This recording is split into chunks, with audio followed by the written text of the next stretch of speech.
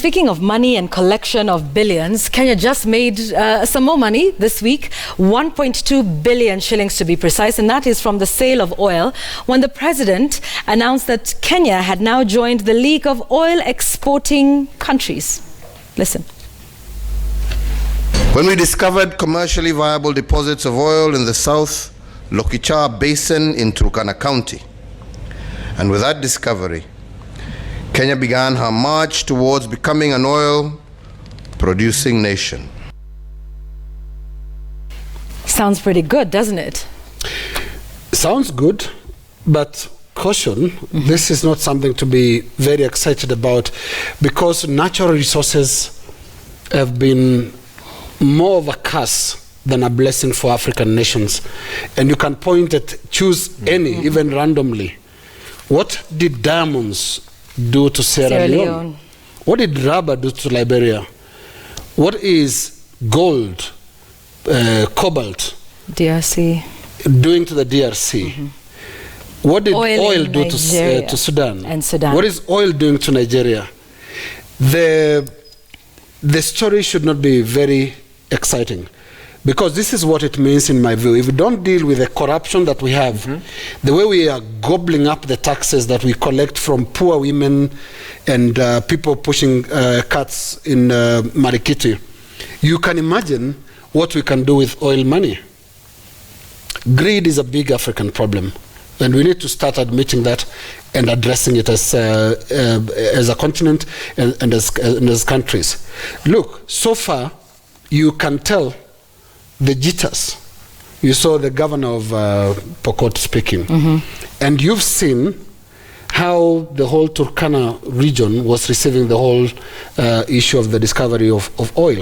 There's a lot of mistrust. People don't think it will be converted to their good. And that is the question and essence that the government needs to address. Which African leader can convert natural resources to the good of his general population? Can they do a Dubai? Can they do a Qatar? Build a nation out of this wealth. Right. That is why I'm very, very skeptical. You read books about oil in Africa, about natural resources in Africa, and the story looks really, really sad. And for Kenya, the illustration is simple. We can't do well with taxes that we collect so painfully. What will oil billions do to us? You see, what needs to change? Do we say we don't want the resources, or do we deal with the corruption? Because natural resources would obviously be a welcome thing. It's a blessing. But what is a curse is not the natural resource. The curse is the greed. The curse is the corruption. Because as long as these natural resources are national, then they will benefit the nation. And so everybody will be happy to have these natural resources. But as long as these natural resources are to benefit private entities or personal entities or individuals, then they cease being a national blessing. They become a personal blessing, and a natural curse, which becomes a natural curse. So it's how we navigate it. I would say it's a good thing. In fact, I would probably hope that we get more natural resources and maybe use them to improve our economy. But as long as we don't deal with the national greed, or is it the natural greed of a few people that happens at the national level, then the national benefit will be lost. And so these natural resources may end up looking like a natural cost or a national. And the first thing that needs to happen, if this can be fixed, is transparency. Absolutely. Transparency in how this whole oil business is being conducted in the north. Now that you mention transparency, so in this deal, there's what is known as the production sharing contract, which stipulates the role of tallow oil, the government. It talks about what they call the cost oil. This is what oil and gas experts tell me is the cost of bringing the oil from underneath the ground to the ground level. Then there's the profit oil. So once you've broken even and you start to make profits. And it also talks about communities, because remember, that's what the residents of Turkana County have been talking about. Now, it is interesting to me that the production sharing contract is yet to be made public by the government of Kenya. Tallow oil, when this the 200,000 barrels were sold, said they're happy for that to be done, but that is in the ambit of the government. Here's another question on transparency. Did we sell 200,000 barrels or did we sell 240,000 barrels? There's a question about that. And I'm told even CS Macharia, may have said, yeah, there was 240,000. So which is it? This is not a good way to start. Here's a couple of other questions. So what happened to Changamwe refinery, which, by the way, has not been operational in terms of refining since 2013. It's not up to standard to refine to the kinds of quantities and international standards.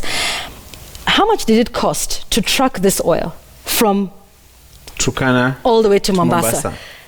Did we break even? Did we make a profit with this 1.2 billion shillings that we made? There's also another issue of talking about diversifying the economy and reducing your over-reliance on oil, which is what Nigeria did. So they built all of these communities and all of these towns and cities around it. But guess what? We are not the ones who control the prices of oil. It is the big oil-producing countries. And so what happens when they decide that the prices go down? We suffer. So what happened was they literally abandoned agriculture. So you are rich, you are getting money from oil, but you are a hungry nation.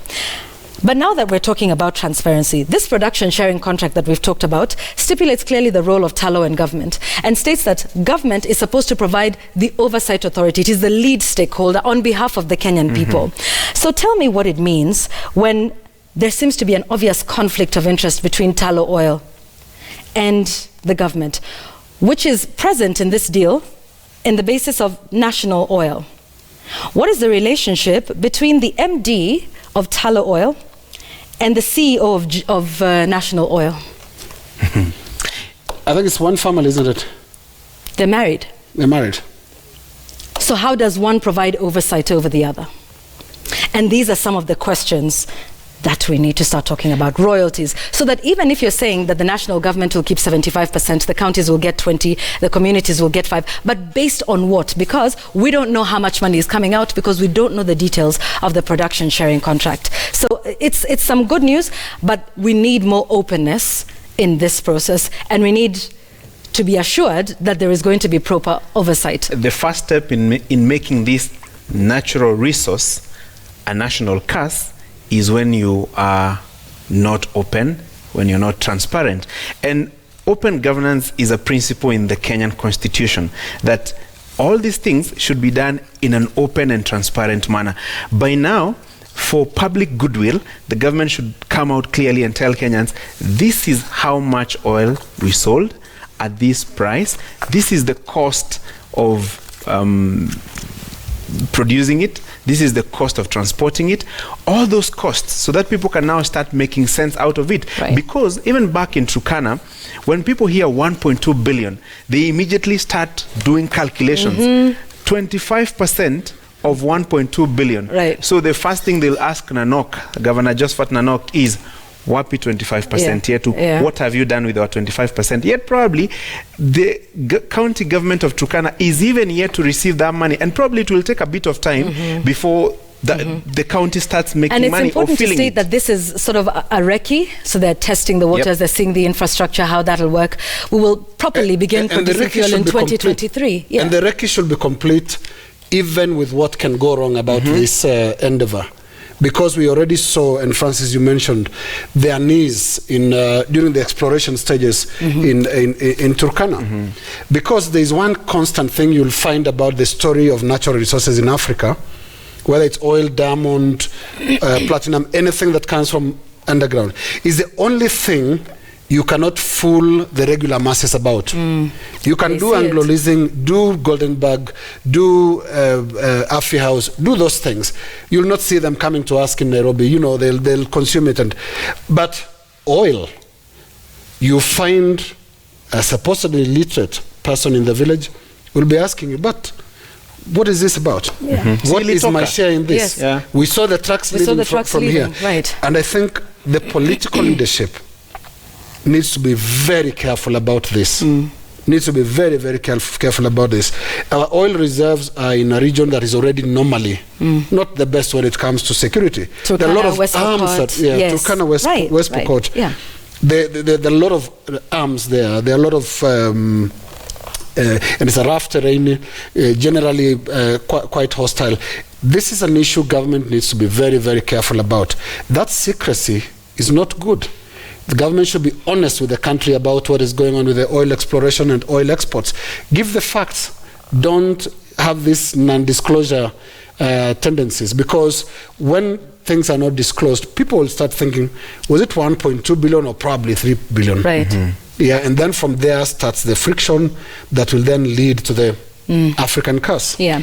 Because if it was 200,000 barrels at $60 per barrel, that's 1.2 billion, isn't it? So if the Ministry of Petroleum is saying it was $60 minus $3.50 or thereabout, still maybe the math would not add up. And mathematics. You start hearing mamas that probably it was about 1.4 billion or thereabout. It's all a question of openness. And if the government wanted to start on the right note, put the documents out there, put the figures out there, let people interact with those figures such that even back home in Turkana, where the oil is coming from, people will now start seeing, okay, this is what was taken out of here, it has been taken to Mombasa, this is what we expect back. Because as long as there's suspicion, you saw the security issues therein sometimes back that even halted the process for quite a while. So that should have been the clearest indicator that unless this process is very, very open, there could be a problem. Indeed, and just the ultimate question about whether fuel will be cheaper, whether our standard of living will go down, probably not just yet. Maybe later. Maybe later. No, but a simple question. Or maybe not. A simple answer to that.